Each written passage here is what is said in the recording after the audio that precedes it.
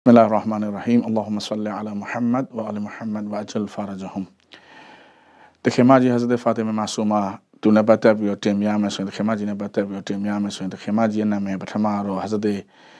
Masuma လို့နာမည်မကြီးပါဘူး Fatima လို့ပဲနာမည်ကြီးတယ်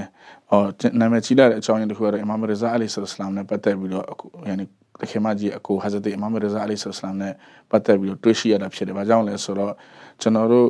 Saad bin Abdullah လို့ခေါ်တဲ့ပုဂ္ဂိုလ်ကြီးကနေ Imam Metawakkil တပါးနေပြီးတော့ Imam Reza alayhi salam ထံကိုကုန်းကနေပြီးတော့တွားရဇီယာလို့ဖို့တွားတဲ့အချိန်မှာ Imam ကနေပြီးတော့ကျွန်တော် Saad ကိုပြောတယ် Saad ကုန်းကိုပြန်သွားတဲ့အချိန်ရလို့ရှိရင်အဲ့ဒီမှာငါတို့ရဲ့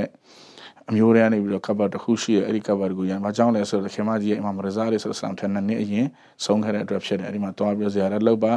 yani ညီသူမဆို Fatima Masuma ကွန်ဆလာမလာလဲဇီယာလောက်ချင်းငါရဲ့ဇီယာလောက်ချင်းလဲဆိုပြီးတော့ပြောတာဒီအကြောင်းခင်မကြီးရဲ့